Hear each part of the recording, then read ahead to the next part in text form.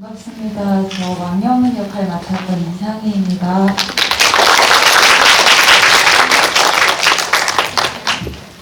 네, 안녕하세요. 반갑습니다. 저는 기태 역할 맡은 이동입니다. 반갑습니다.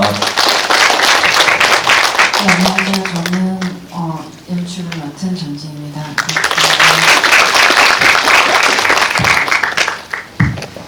뒤에 지금 써있는 바와 같이 오늘 관객과의 대화에서 관객 질문들을 오픈 채팅창으로 받을 거고요. 제가 지금 이걸 연결을 해야 되는데 연결이 잠시만요. 죄송합니다.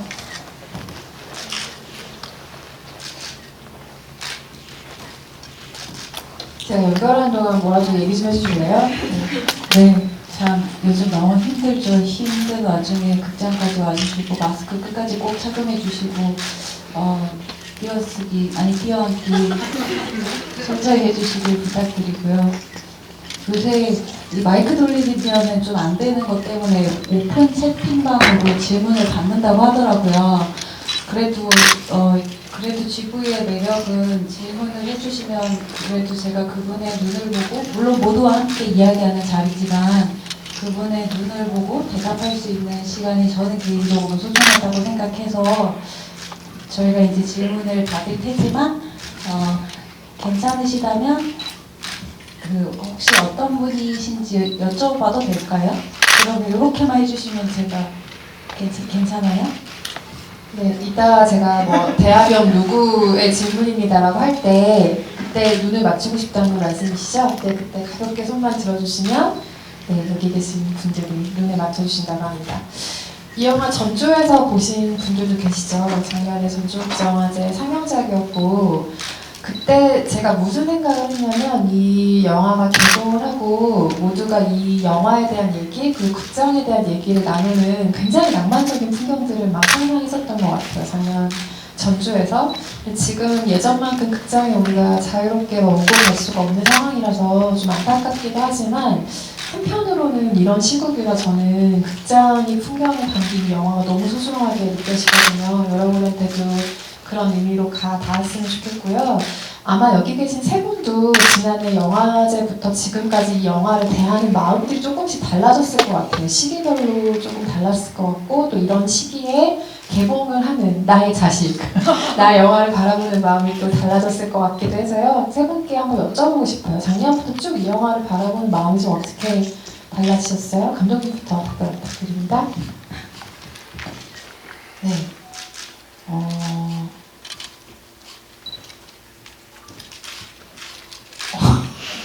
정말 많은 말들이 스쳐가죠? 네네. 일단 저희 영화뿐만 아니라 모든 영화들이 지금 좀 힘든 시기인데 사실 많이 안타까워요. 정말 좋은 영화들도 지금 많이 개봉하고 있는데 많은 분들이 그러다가 사실 저희 영화의 제목도 극장이에요. 그래서 저도 정말 이렇게 될 줄은 정말 꿈에도 몰랐는데 인생이라는 게 내 마음대로 안 되는구나. 그래도 어쨌든 이렇게 원하는 모양새는 아니지만 그래도 이렇게 많은 분들께 보여줄 수 있게 돼서 감사하다고 생각합니다.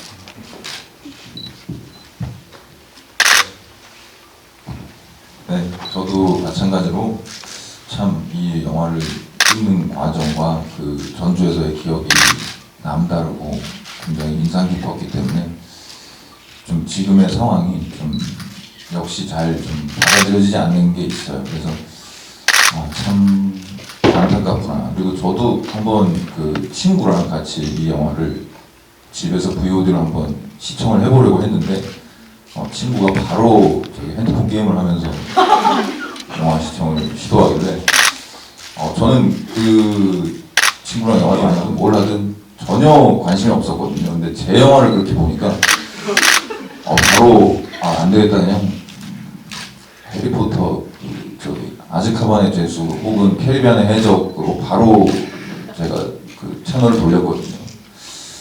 그래서 조금 더 좀 한편으로는 마음이 좀 아프죠. 왜냐면 저도 이 국도극장을 그 전주에서 영화를 처음 봤을 때 그 느껴지는 그 여백의 그 공간들의 그 공간이 주는 그 여백의 그 아름다움이 참 저한테 이 영화는 내 영화지만 참 극장에서 봤으면 참 좋겠다라는 생각을 많이 했었던 영화거든요.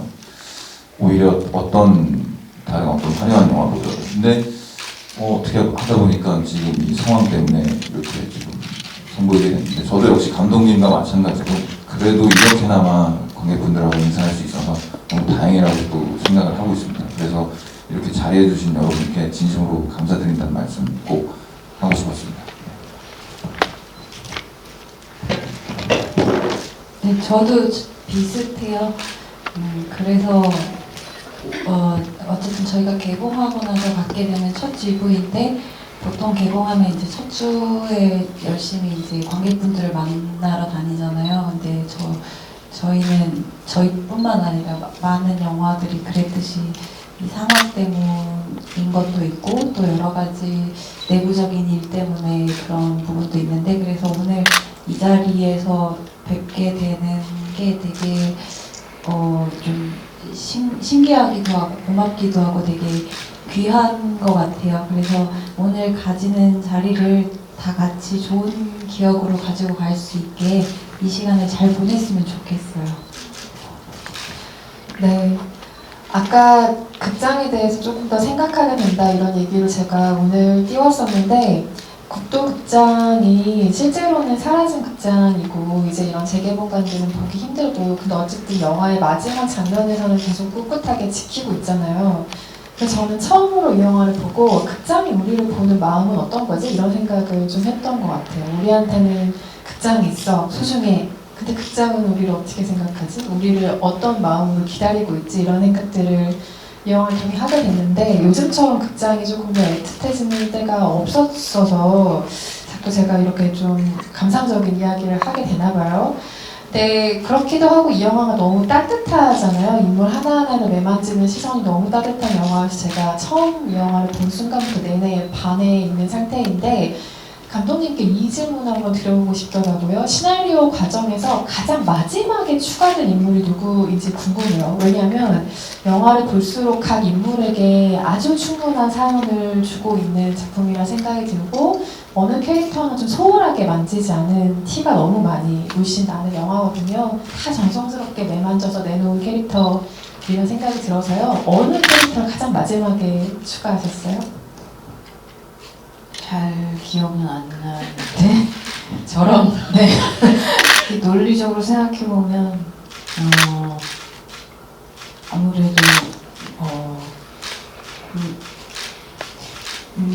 그 주요 캐릭터 중에서 말씀하시는 거죠? 그렇게도 볼 수 있을 것 같고 아니면 전체 캐릭터도 볼 수 있을 것 같아요. 해서는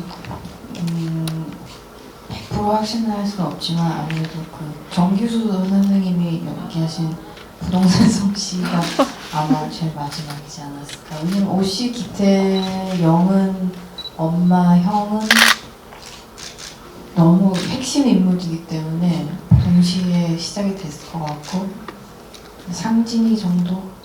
그렇지 않을까.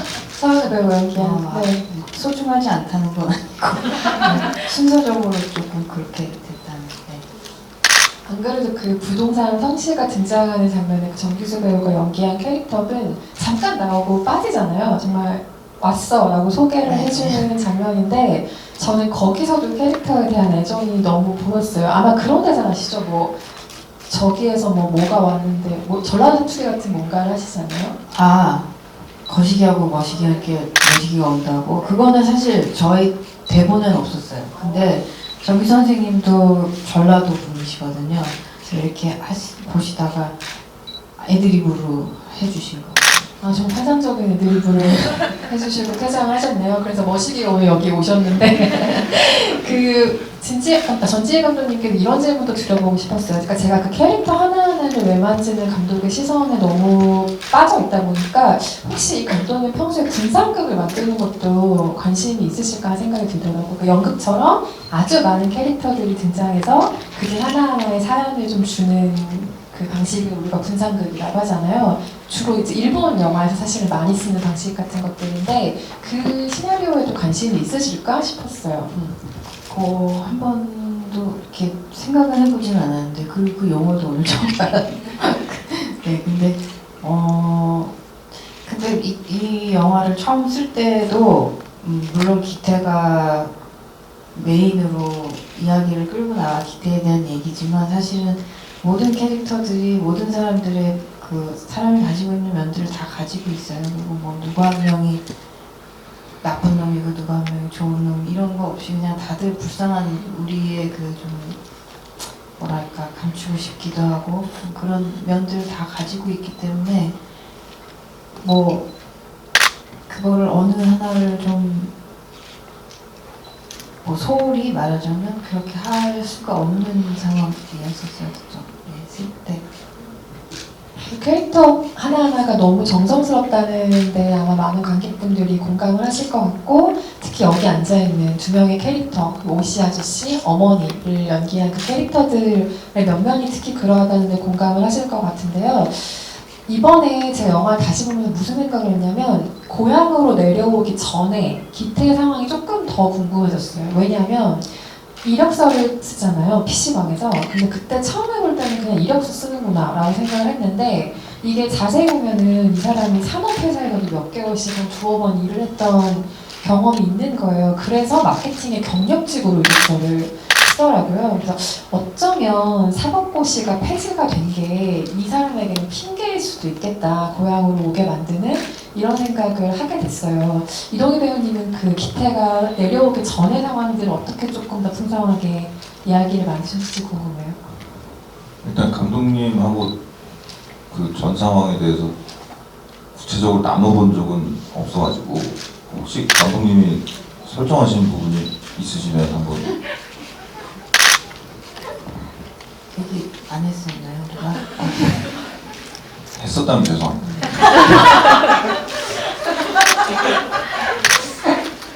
네. 아니 근데 뭐 네, 유성 기자님이 지금 정확하게 봐주신 것 같아요. 그거를 이제 사실 막 영화에서 드러나게는 보여주지는 않았는데 뭐 기태가 하는 말이 전부 다 사실 좀 거짓말 같은 거예요. 저 금방 올라갈 거라고 하고 뭐 올라가면 일이 있는 것처럼 네, 뭐 법대 다녔고 뭐 사시곡 준비했다는 것도 사실은 좀 그냥 그 서울에 있던 전체 시간을 내가 고시생이라고 그냥 이름하는 거지 그 안에서의 사실은 제가 이제 설정을 하기로는 정말로 고시 공부를 했던 시간은 그렇게 길지는 않고 그냥 왜냐면 생활을 해야 되기 때문에 이런저런 일을 하고 했었던 설정을 했었죠.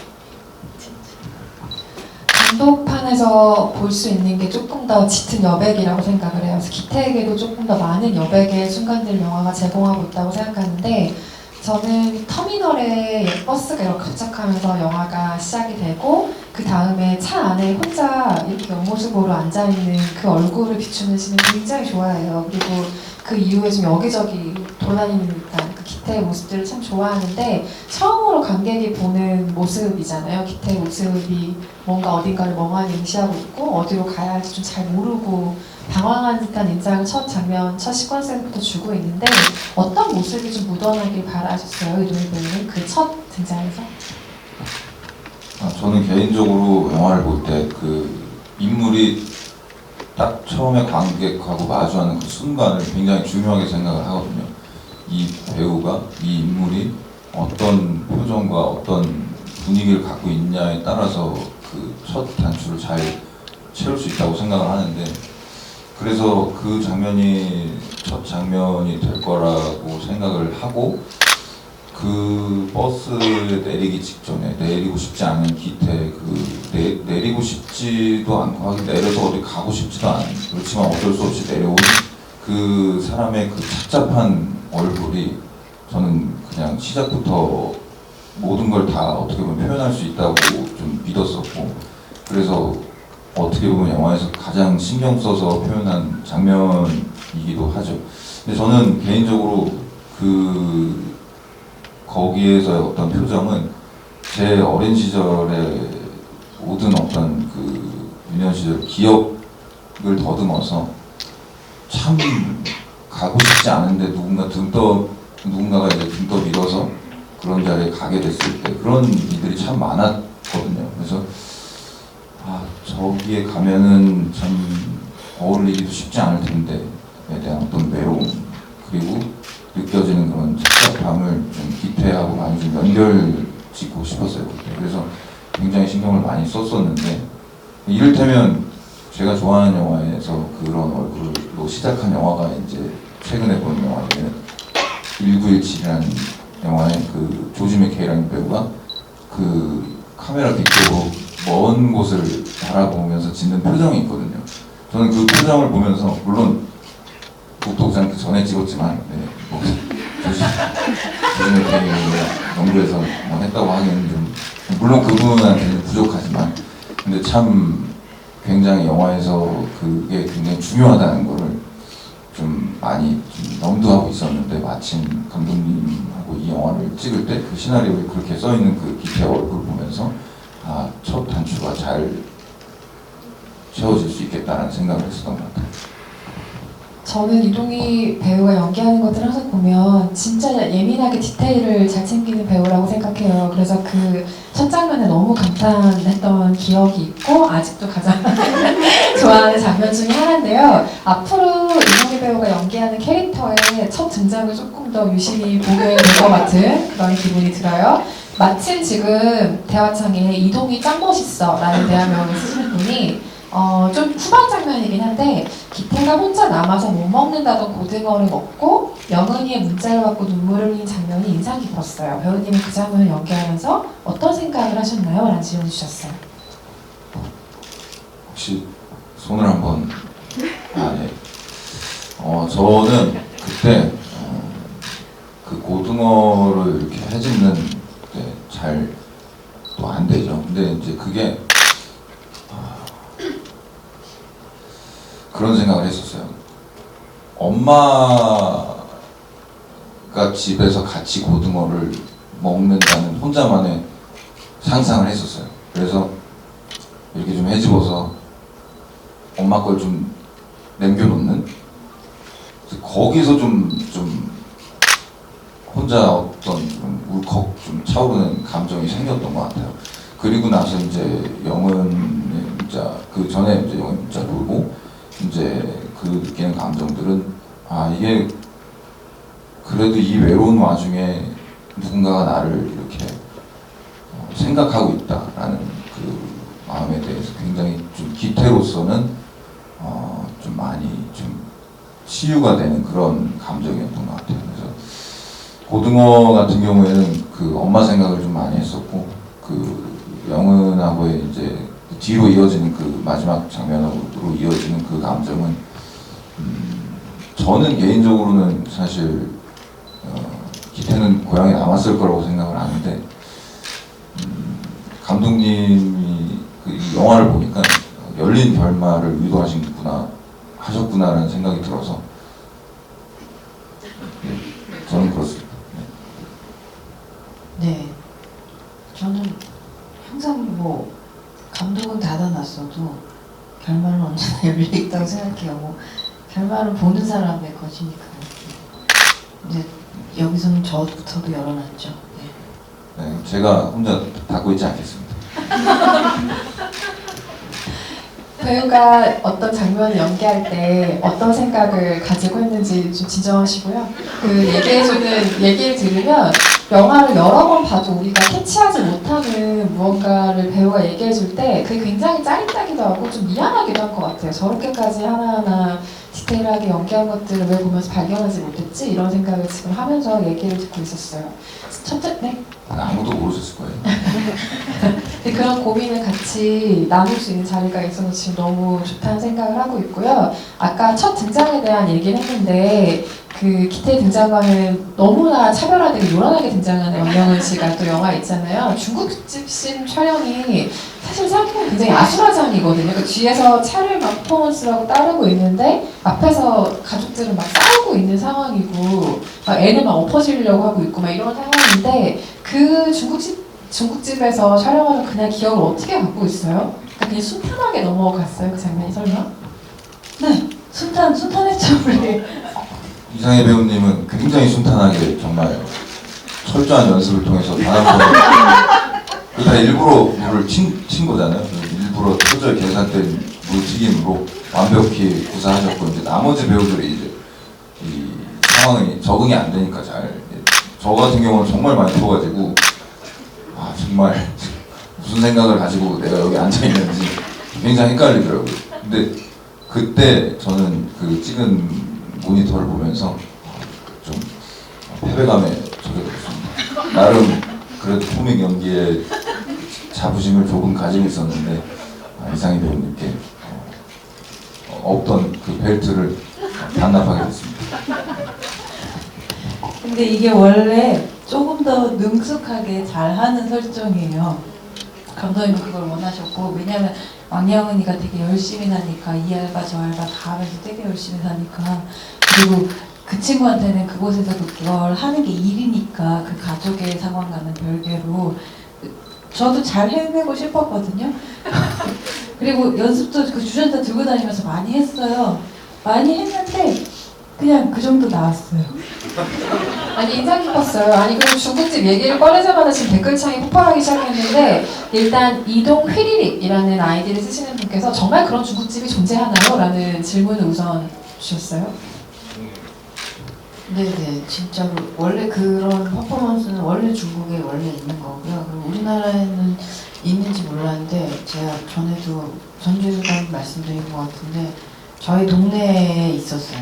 그 마을버스를 타고 가면 그 마을버스에 그 지역 광고가 나오는 TV가 있잖아요. 거기에서 한 중국집에서 너무 프로페셔널하게 진지하게 그렇게 하시는 그 광고가 있었어요. 그래서 그때 너무 충격적이어가지고 저기를 한번 꼭 찾아가야지 했는데 지금 없어져가지고 아쉬운 마음에 영화에 썼네요.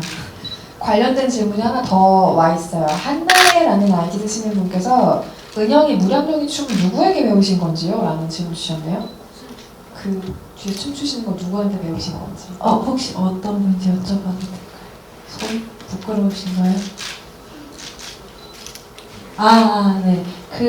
저 무용 선생님이 나름 계셨어요.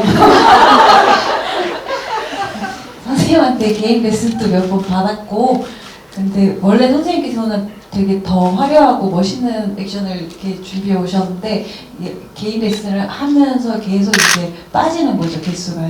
이건 하지 맙시다, 이건 하지 맙시다 해서 된 게 저거예요.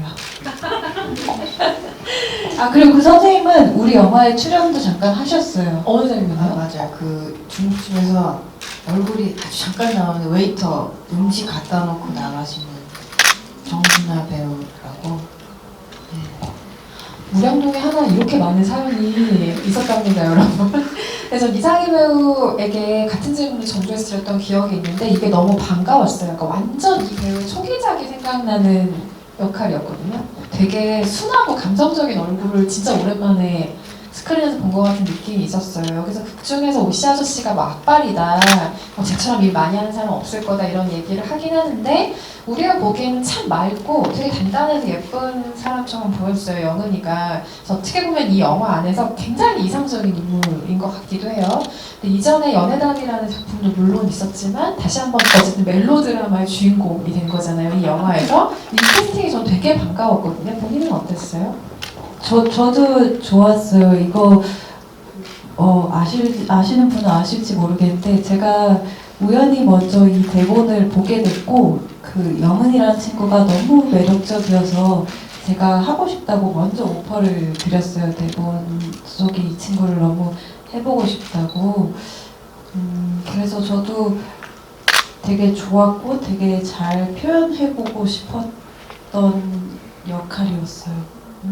이걸로 더 많이 넓어지면 좋겠어요. 본인에게 들어오는 뭐 역할이나 이런 것들이. 저는 배우들에게, 여배우들에게 멜로드라마가 사실은 걸림돌이라고 생각하지 않고 사실은 되게 많은 얼굴을 발견하게 하는 장르적인 장치라고 생각해요. 그래서 뭐 좀 딴 얘기긴 하지만 지금 활동하고 있는 정말 걸출한 여배우들은 다 90년대 말 2000년대 초반 멜로드라마의 주인공들이었거든요. 그래서 이런 서사들이 조금 더 많이 만들어지고, 물론 다른 완전히 다양한 여성 서사도 존재해야겠지만 배우들이 이런 얼굴을 보여줄 때마다 너무 반갑다는 생각을 개인적으로 하고 있어요.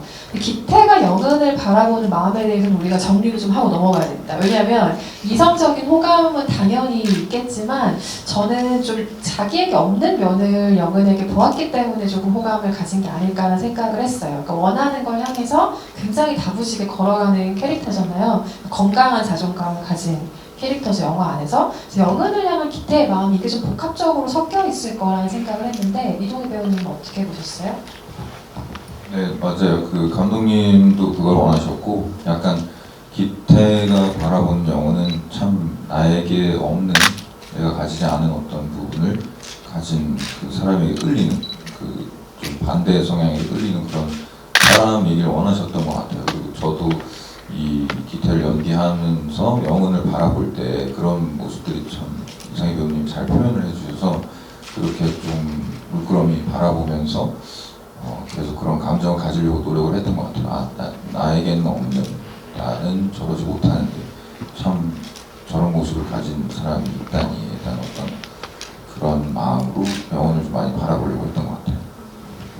그리고 우리가 뭐 가족한테 항상 맨날 큰 소리 치고 짜증 다 내고 밖에 나와서 친절한 것처럼 기태도 좀 그런 역할이잖아요. 여기에 관련된 질문이 하나 있어서 마이크를 잡으신 김에 질문 드리려고 하는데, 굿보스라는 귀여운 아이디를 쓰시는 분께서 기태는 어머니와 대화하거나 형과 대화를 할 때 유독 화를 내고 많이 예민하게 반응을 하는데 무엇이 기태를 그렇게 만들었을지 궁금해요 라는 질문 주셨습니다. 우선 저도 집에 이제 들어가면 어머님께 이렇게 좀 살갑게 이렇게 하지 못하는 편인데요. 이제 그 이유가 저희 부모님 같은 경우는 이제 어떤 일이 있으면 그걸 이제 좀 많이 숨기시는 스타일이에요. 이제 많이 이렇게 공유해 주시지 않고, 예를 들어서 좀 좋은 일이 아닌 일들은 거의 철저히 숨기고, 좀 시간이 좀 많이 지나고 나서 이렇게 이야기를 해주시는 편이다 보니까 저는 이제 저도 그런 게 굉장히 좀 싫고 좀 힘들고 그래가지고, 그러다 보니 어머니하고 아버지하고 대화할 때 보통 이제 그렇게 안 되게끔 괜찮으니까 좀 빨리 이야기를 해달라, 무엇이든지 이렇게 좀 채근하는 스타일로 이제 가다 보니까 좀 이렇게 다정하게 대화가 오가지 않는 부분들이 조금 있는데요. 근데 이제 기태도 마찬가지로 그 엄마를 바라보는 그 마음이 약간 그 건강에 관련된 또 그런 부분이었고, 그리고 이제 그런 마음들, 그런 좀 괜찮다고 그냥 얘기해버리는 엄마의 모습에 대한 그냥 다정하게 어머니 그래도 그러시면 안 돼요가 아닌, 진짜 어떻게 보면 저랑 좀 비슷한 아들로서 이렇게 표현이 되는 거죠. 그 마음이 잘못되고 나쁜 마음은 절대 아니지만 표현하는 방식에 있어서 이제 좀 서툴고 좀 이렇게 좀 그래서 헤매게 되는 것 같아요. 이런 기태를 보면서 참 다행이라고 생각했던 것 중에 하나는 기태에게 오씨 아저씨와의 담배 타임이 있다는 거. 거기서 이제 뭔가 하나씩 얘기를 꺼내놓기 시작하잖아요. 근데 그 극장 앞에서 쪼그리고 담배 피는 오씨 아저씨와 기태의 모습이 너무 인상적이기도 하고, 심지어 그게 반복되면서 어떤 리듬을 만들기도 하잖아요. 그리고 자세히 보면 점점 더 아늑한 세팅으로 앞에다 뭐 잿더리 같은 것도 아늑하게 갖다 놓고 뭐 이런 세팅으로 바뀌는데, 저는 개인적으로 담배는 굉장히 영화적인 장치라고 생각하거든요. 그러니까 내뿜는 연기 모양도 그렇고, 담배를 무는 사람의 감정을 생각했을 때도 그렇고, 시나리오를 감독님이 쓰면서 좀 자동적으로 떠오른 이미지인지, 아니면 오씨 아저씨와의 씬들을 위해 약간은 좀 기능적으로 처음에 접근을 했던 씬인지 궁금해요. 담배는 좀 중요하긴 했어요. 그러니까 일단은 두 무뚝뚝한 남자가 시간을 보낼 때 담배가 없이는 말이 안 됐고, 또 저는 담배를 피우지 않아서 그 감정을 잘 모르지만, 오히려 안 피우는 사람 입장에서 담배를 봤을 때 1번으로는 물론 몸에 해롭겠다가 먼저 생각이 나지만, 그 외에는 그거를 제외한다면 되게 그 담배를 피우고 있을 때 그 뭐랄까 그 공기와 그 온전히 가지는 자기만의 시간, 또 둘이 있으면 둘이 있는 대로, 셋이 있으면 셋이 있는 대로 그 말없이 담배를 피는 그 어떤 뭐랄까 어떻게 말하면 좀 동경할 수도 있는 그런 공간과 시간이라고 생각했어요. 그리고 이렇게 담배를 피우는 분들이 왜 담배를 피우냐면 이렇게 호흡을 한다고 해서 크게 들이마시고 뱉고 하는 데서 그 안정감을 얻는다고. 그런 면에서는 뭐 하나의 다른 캐릭터라고 할 수 있을 정도로 중요한 소재였죠. 장면을 촬영 현장의 상황을 생각해보면 사실 몰아찍는 게 굉장히 기능적으로 편하잖아요. 그러니까 나이트씬 다 몰아서 담배 피는 장면 찍고 낮에 극장 앞에 앉아있는 거 다 몰아서 찍고 씬은 아니지만 실제로 그렇게 좀 몰아서 촬영을 한 씬들인 거죠? 어때요, 이런 면? 네, 아무래도 뭐 여건상 어쩔 수 없을 때는 그렇게 찍기도 했는데 찍는 내내 이제 좀 씬이 많이 헷갈리는 게 거의 담배가 없는 씬이 없어서 무슨 씬을 찍었더라 계속 담배를 들고 있으니까 이 담배 연결 문제도 그렇고 정말 이하인 선생님이랑 저랑 굉장한 그 타투 속에서 정말 찍었죠. 진짜 찍다가 이제 컷이 나면 이제 이제 담배의 길이나 이런 것들이 이제 좀 걸리니까 또 이것을 어떻게 좀 자연스럽게 할 수 있을까 해서 대사를 할 때는 어떻게 손을 어디 위치에 놔야 될까 뭐 이런 거를 이한희 선생님하고 많이 고민했던 것 같아요. 저는.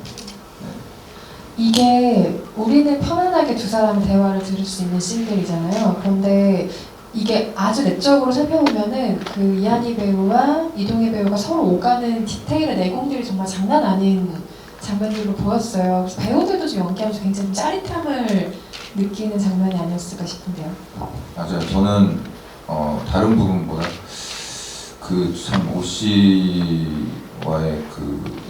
이 대화를 나누는 그 장면은 정말 제가 한 거는 거의 그냥 아무것도 없다고 봐야 돼요. 정말 이한희 선생님께서 너무 완벽히 그냥 오 씨 그 자체로 그렇게 와 계셔 주셨어요. 정말 분장을 딱 마치고 이렇게 목에 수건을 딱 두르고 이제 계신데 정말 정말 여기에 극장지기로 살고 있는 사람이구나를 느꼈고, 그리고 그냥 그 사람에게 내가 지내오고 살아온 이야기를 그냥 들려주는 거고, 나도 사실 이제 기태로서는 좀 낯설기도 하고 처음에 말 꺼내기 참 어색하고 쑥스럽기도 했지만, 이런 사람에게 정말 남한테 잘 안 하는 이야기들을 이렇게 술술 하게 되는 그런 힘은 나오게 되는 그 힘은 그것을 어쨌든 간에 오 씨가 다 끌어내주는 그런 분위기가 있었기 때문에 가능했다는 생각이 들어서 정말 저는 선생님 덕을 많이 본 것 같아요. 처음에 대본을 받았을 때는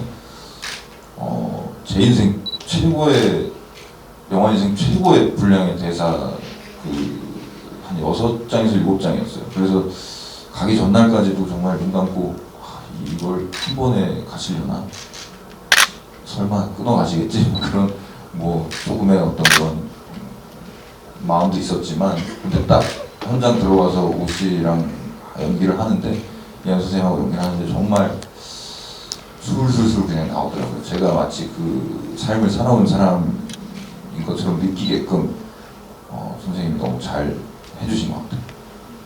거기서 외로움에 대한 대사가 나오잖아요. 그래서 뭐 영은 서울에 있잖아 뭐 이런 얘기를 했을 때 기태가 같이 외로우시겠죠 뭐 이런 이야기를 하는데요.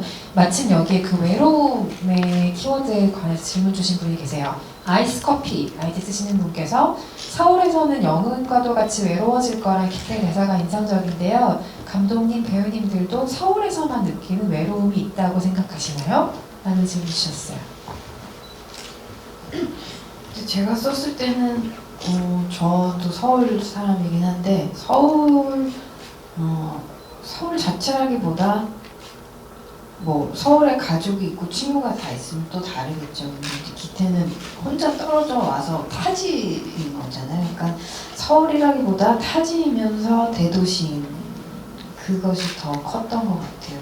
그러면 그리고 내가 여기에서 어떻게 뭐랄까 자리를 잡지도 못했고 어떻게 해서든지 여기서 성공을 해보려고 하는 어떤 내 내면에서 나오는 어떤 뭐랄까 바람이라기보다 그냥 이렇게 막 이렇게 쫓기듯이 흘러가는 그런 공간이었기 때문에 외로울 수밖에 없겠다 그런 생각이 들었어요.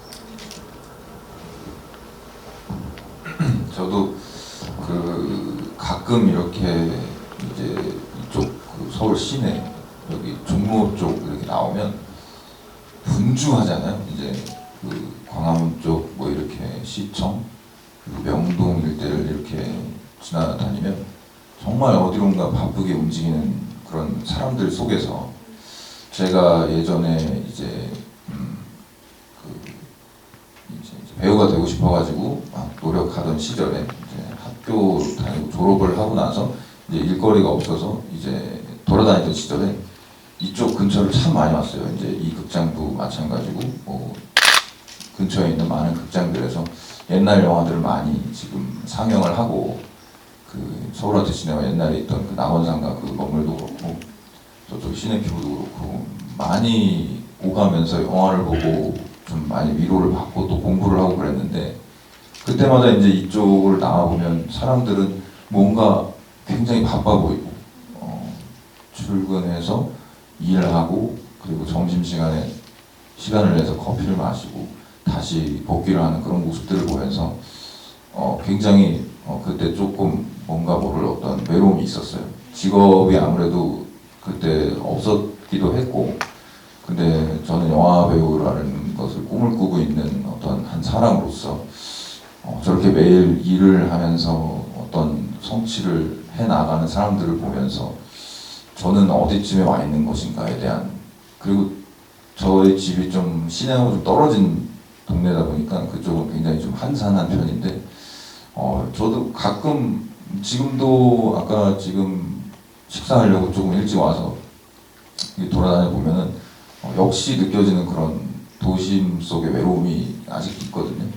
그래서 그런 부분을 좀 기태도 고향에서 서울을 떠올리면 그런 마음이 좀 들지 않았을까라는 좀 생각으로 좀 많이 좀 연관을 지어봤던 것 같아요.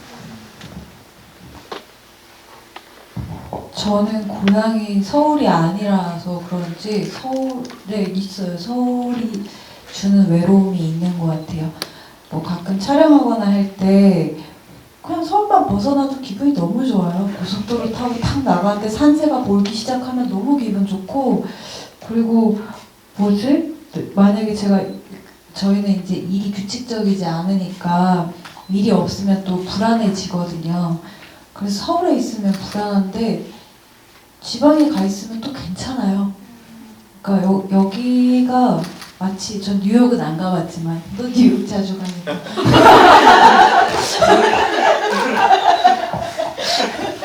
아니, 뉴욕 가면 그렇게 막 뉴요커들의 삶이 거시기 하다면서요? 약간 그런 것처럼 저는 서울이 약간 저한테는 그런 느낌이에요. 뭐 저 급하지도 않은데 아침에 전철 타면 나도 모르게 뛰고 있고 그래서 제가 서울 사람이 아니라서 그럴 수도 있는 것 같아요. 저는 개인적으로는 좀 있어요. 그런 부분이. 그래서 기태가 많이 공감이 돼요. 굉장히 감성적이고 재미있는 질문이었던 것 같아요. 질문 감사하고요. 여기서 여기 앉아있는 두 배우의 이야기를 해도 모자라긴 하지만 사실은 기성 배우들의 활용에 대한 얘기를 꼭 하고 싶어요. 그러니까 아까 이한희 선생님 얘기 잠깐 나왔지만 뭐 신진애 선생님도 그렇고 중견 배우들은 정말 성실히 생각하고 캐릭터를 입히고 캐스팅했다는 인상을 받았거든요. 그러니까 분명 우리가 아주 많이 봐왔고 너무 잘 안다고 생각하지만 어쩌면 그래서 더 이상 새롭게 바라보기를 좀 포기했던 혹은 잊었던 배우들에 대한 아주 따뜻한 시선이 이 영화에 있다고 생각하는데 그 두 분은 정말 자동적으로 머리에 뿅 떠오르셨어요? 네, 일단은 사실 배우를 이 영화에 전체 배우를 캐스팅할 때 가장 염두에 뒀 1번으로 생각했던 건 가장 중요하다기보다 뭐랄까 그냥 가장 먼저 떠올랐던 거는 사투리를 자연스럽게 했으면 좋겠다. 그래서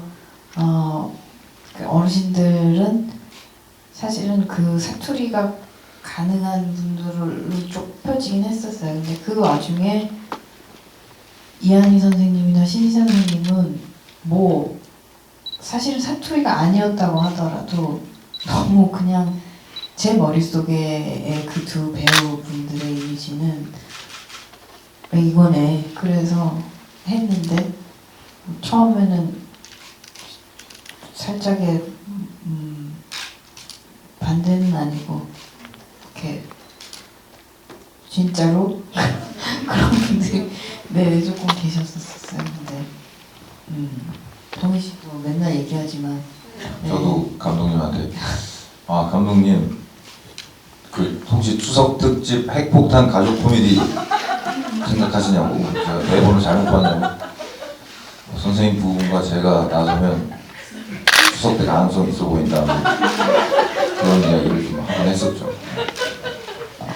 근데 저도 사실은 이 결과가 나오기 전까지는 잘 모르죠. 근데 정말로 영화를 이렇게 찍으면서 물론 모든 분들이 너무 연기를 잘하셨지만 어쩔 수 없이 정말로 이 베테랑 배우들이 연기를 할 때 모니터를 볼 때 제 마음은 확실히 좀 미안해요. 많이 다 잘하시는 분들이지만 마음이 살짝 갑자기 이렇게 편안해진달까 그런 거 확실히 있어요. 그러면서 아 정말 배우는 배우구나.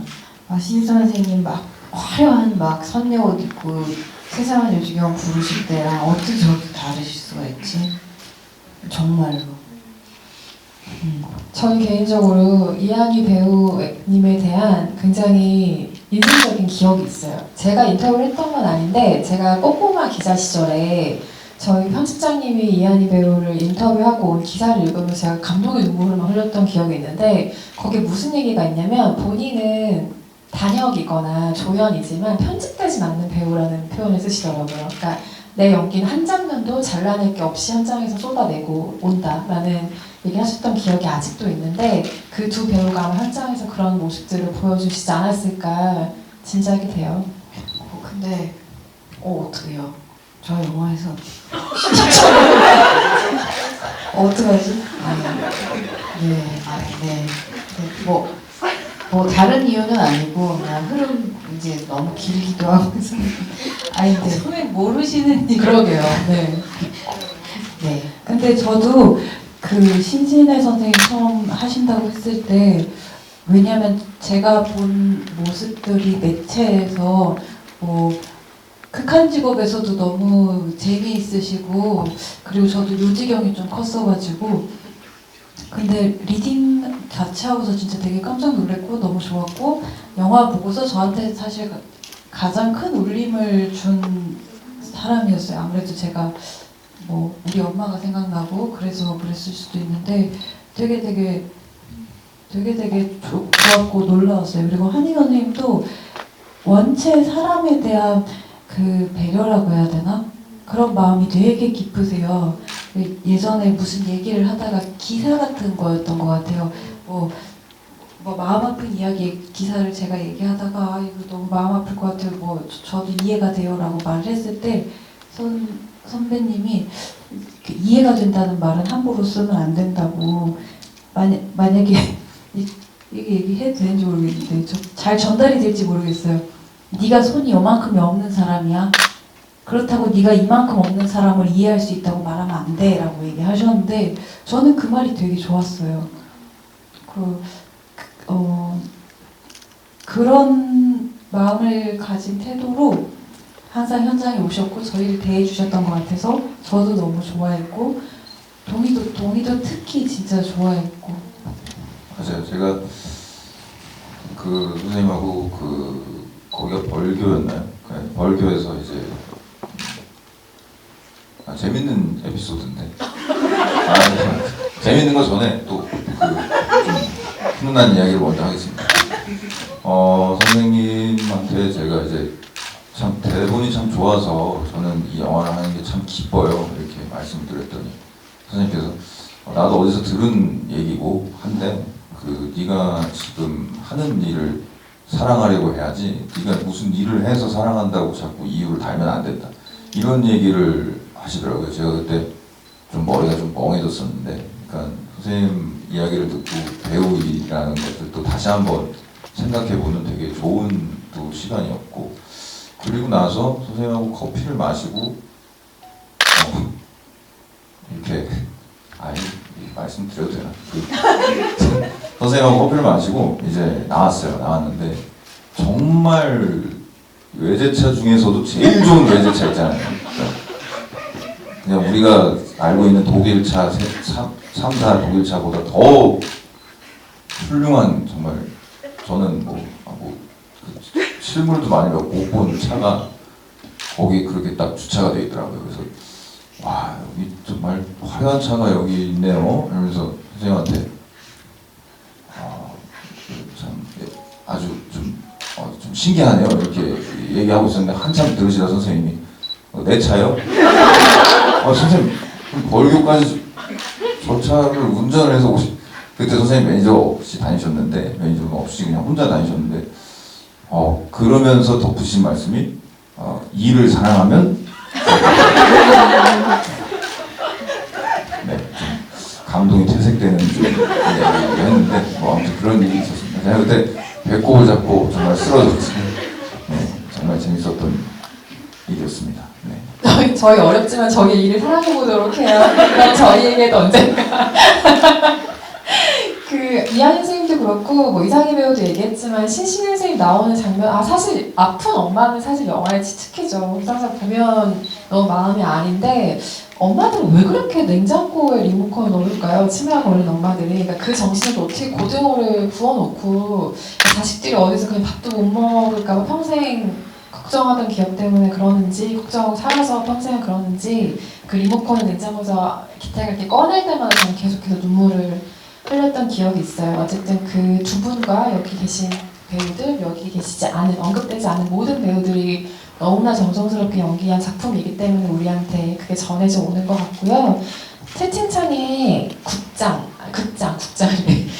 그리고 간판에 대한 질문도 굉장히 많이 올라오고 있어요. 근데 아까 권사몽 아이디 쓰시는 분께서 굉장히 재밌는 의견 주셨는데, 처음에 국도극장이라는 제목을 들었을 때는 한국판 시네마 천국이지 않을까 생각했어요. 사라지고 상실되어간 이의 극장과 현실의 상상이 아파한 인물들이 새로운 가능성을 찾아간 이야기가 교차되는 작품일 거라 생각했습니다. 그런데 생각보다는 극장이라는 요소가 크게 부각되진 않은 것 같아요. 극장이라는 공간을 선택한 의도가 어떤 것인지 궁금합니다. 라는 질문 주셨어요. 극장 간판, 그게 제가 사실은 이게 어렸을 때 썼던 단편에서 이게 이렇게 확장이 된 건데, 이게 이제 영화가 필요했어요. 영화라는 소재, 그리고 간판이라는 소재가 필요했어서 이제 극장이 됐는데, 네, 질문이 뭐였죠? 죄송합니다. 네. 네네. 그거는 너무 자연스럽게 그렇게 됐어요. 그러니까는 뭐 말로 하면 좀 그렇긴 하지만 어쨌든 되게 삶의 주인공으로서 자기 인생에 살아가지 못하는 그런 사람들에게 영화란 어떤 느낌일까. 그래서 이제 제가 만든 단편에서는 주인공이 직접 간판에 이제 뭐를 하는 그런 거였는데, 여기서는 이제 오씨가 대신 해주죠. 근데 그런 뭐 주인공, 인생 이런 것들이 뛸 수 없는 것 같아요, 영화와. 그래서 그렇게 된 거죠.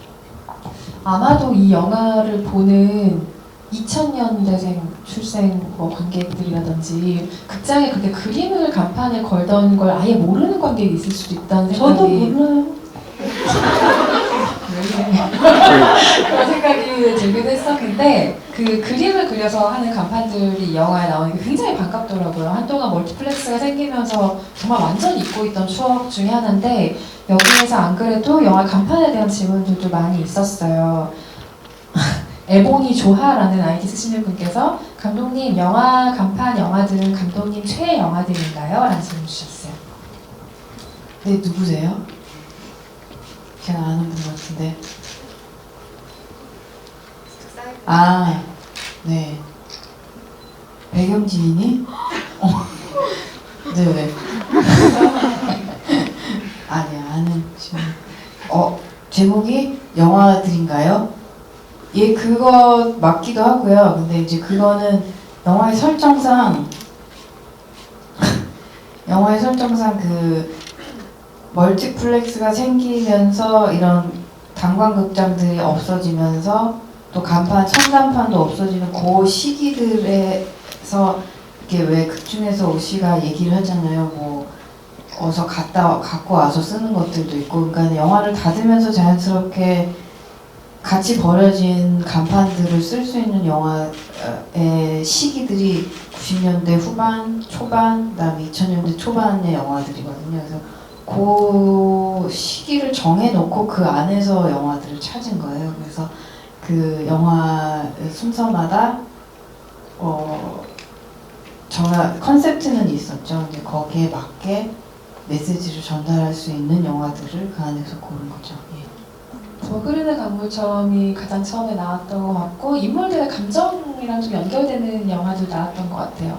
두 사람이 뭔가 한창 몽글몽글한 감정을 나눌 때 천밀밀이었던 것 같고, 뭐 이외 박하사탕, 또 봄날은 간다 이런 식으로 간판들이 이어지다가 마지막에 대망의 영웅보제 간판이 나오는데, 장원 아이디 쓰시는 분께서 마지막 극장 씬에서 영웅보제 간판의 장구경 얼굴이 기태 얼굴로 바뀌어 있던 게 맞는지, 맞다면 누군가 실제로 간판 속 얼굴을 바꾸어 그렸다는 설정인지 아니면 관객을 위한 가상의 간판인지 궁금합니다 하셨어요.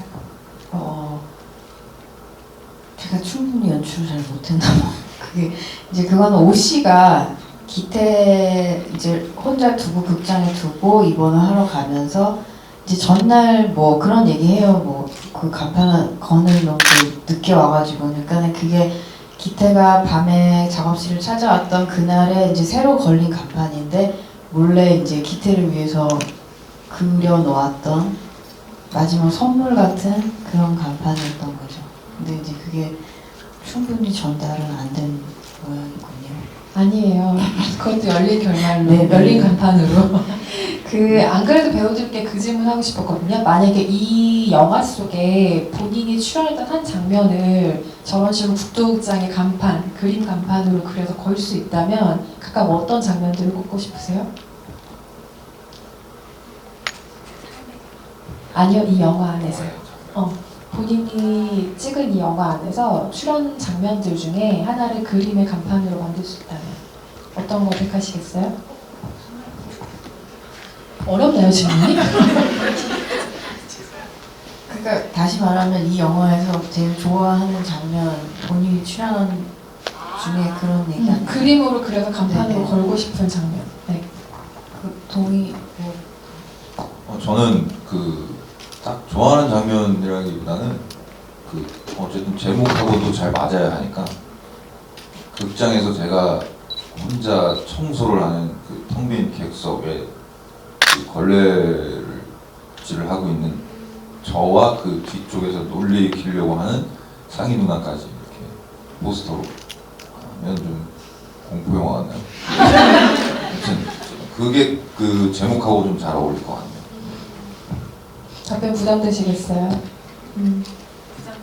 부담되네요. 저는 그 중국집이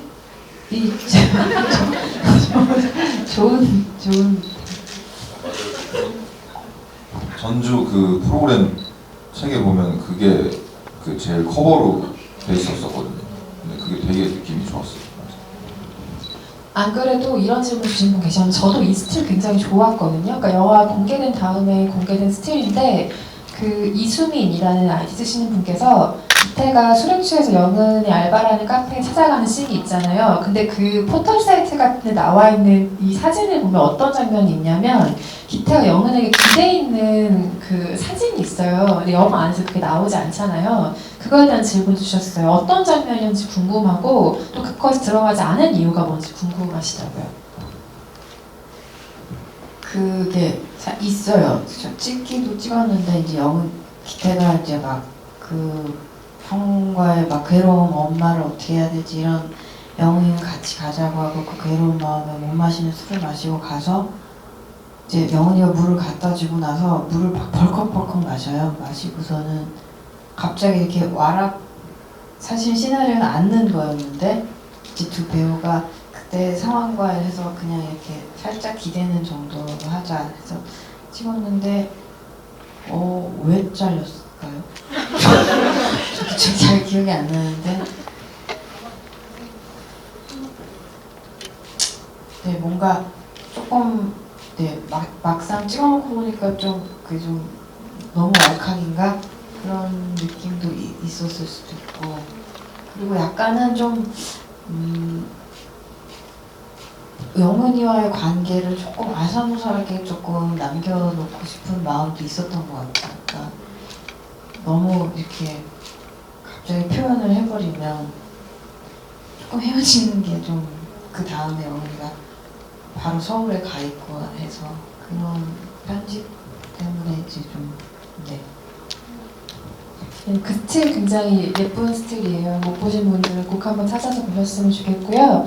채팅방에 진짜 좋은 질문들 많이 올라왔는데 채팅방에서 이 질문을 마지막으로 답겠습니다. 안영민 님이 질문 주셨어요. 출발 비디오 여행 코너 중에 숨어보는 명작, 순보명이라는 코너가 있는데 국도극장은 순보명이 아닌 다 같이 보는 명작, 다보명이 될 거라 믿고 그렇게 될 겁니다. 난 일단 확신을 주셨고요. 어디 계시죠? 안용진님? 네, 저기 계시다가 합니다. 네, 박수를 지금 쳐드리고 있네요. 질문은 이거예요. 세 분께 국도극장이 가지고 있는 의미는 어떤 걸까요? 이게 영화일 수도 있고 혹은 그 여기 영화 안에 등장하는 국도극장이라는 공간일 수도 있을 것 같고요. 해석은 여러분께 맡기겠습니다. 저는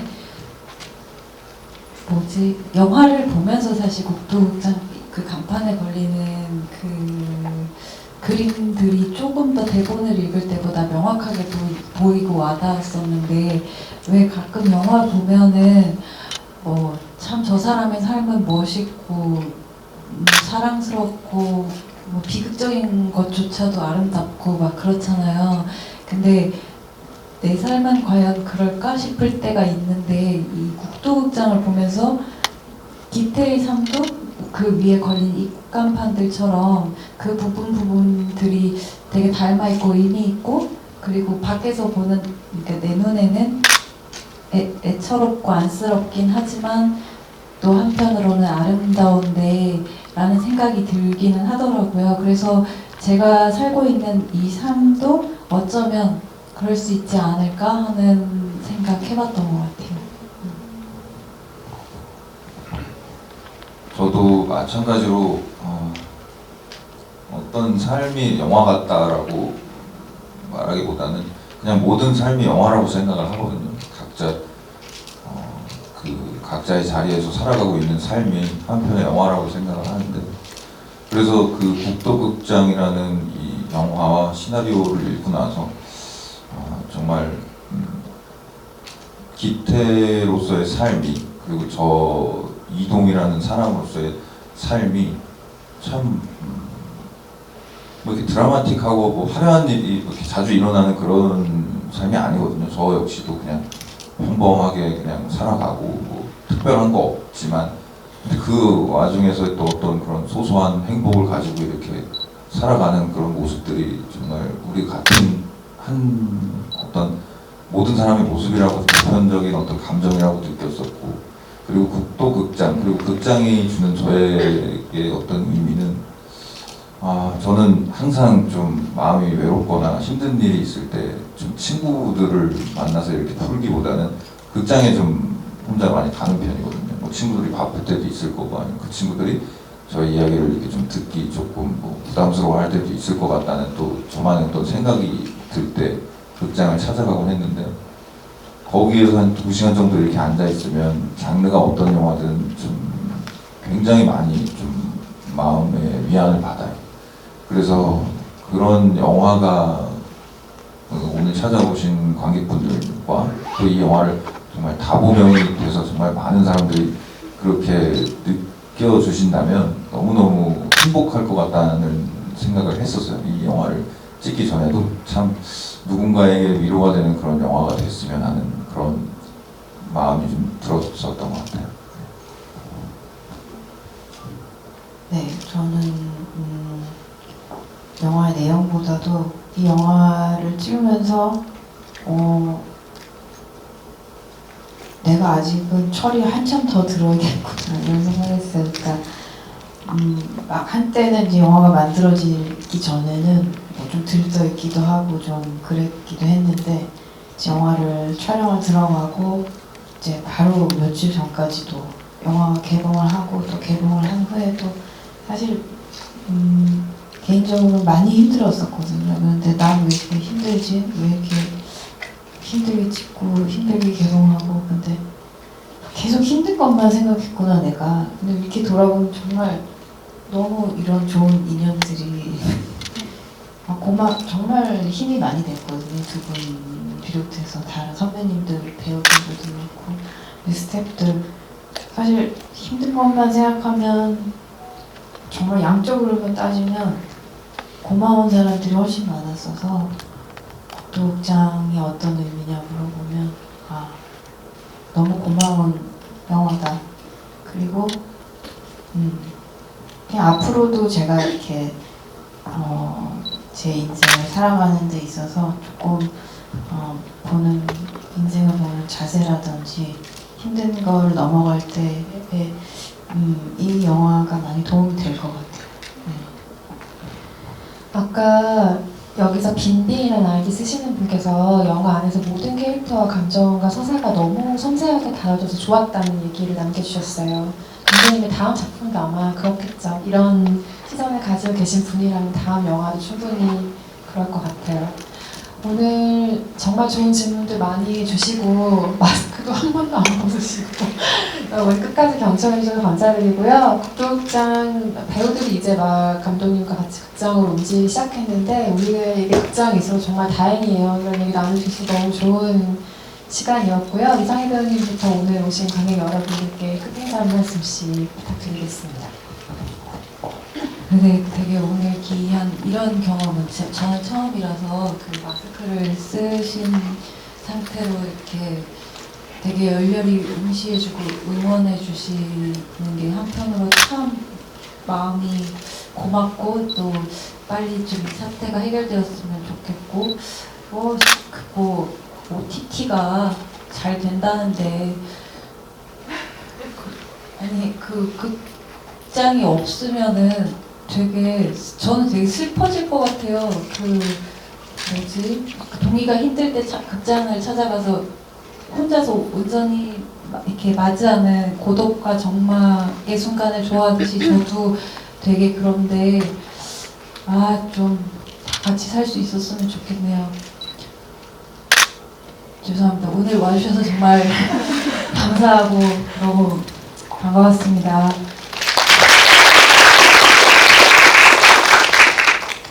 네, 정말 감사합니다. 제가 자주는 아니지만 가끔 이렇게 국도극장 검색해서 국도극장 감독관 검색해서 저도요. 그래서 관객 수 보거든요. 전 인스타그램. 정말 제 인생에 가장 감사드리는 관객분들이라고 좀 말씀드리고 싶네요. 정말 진심으로 감사드립니다. 찾아와 주시는 분들도 그렇고 좋게 봐주셔서 그래도 좋은 얘기 이렇게 응원해 주시는 분들 정말 감사드리고 제가 또 다음에 더 앞으로 더 큰 실망 안겨드리지 않도록 열심히 저도 배우 생활 잘 해나가겠습니다. 너무너무 감사합니다. 찾아와 주셔서 너무 고맙습니다. 네, 저도 모두 배우분들하고 같은 생각이고요. 진짜 정말 너무 소중해요. 예전에는 막 솔직히 이 영화가 처음이긴 하지만 이렇게 막 꽉꽉 차는 막 이런 영화들 봤을 때 이런 날이 오리라고 누가 알았겠어. 근데 정말 한 분 한 분 너무 소중하고 너무 감사드리고 방금 국도극장이 저한테 감사한 영화라고 말씀드렸듯이 상황이 이렇지만 그래서 더 감사함을 느끼는 것 같아요. 진짜 너무 감사드리고 오늘도 어려운 시국에 늦은 시간에 발걸음해 주셔서 너무 감사드립니다. 네, 극동극장 5월 말에 온라인과 오프라인 동시에 개봉을 했죠. 그래서 지금 온라인으로도 지금 서비스가 되고 있고 극장판도 지금 두 버전으로 개봉을 했는데 오늘 이동희 배우와 이상희 배우가 얘기하셨듯이 극장에서 이 영화를 보는 감흥이 정말 남달라요. 오늘 오신 분들 탁월한 선택을 하신 거고 주변에도 그 경험을 아주 적극적으로 권하기는 어려운 시기이긴 합니다만 한번 조심스럽게 손 잘 씻고 마스크하고 극장에서 이 영화를 꼭 보라고 주변에 얘기를 많이 해주셨으면 좋겠어요. 늦은 시간까지 감사합니다. 안전하게 집으로 가세요. 감사합니다.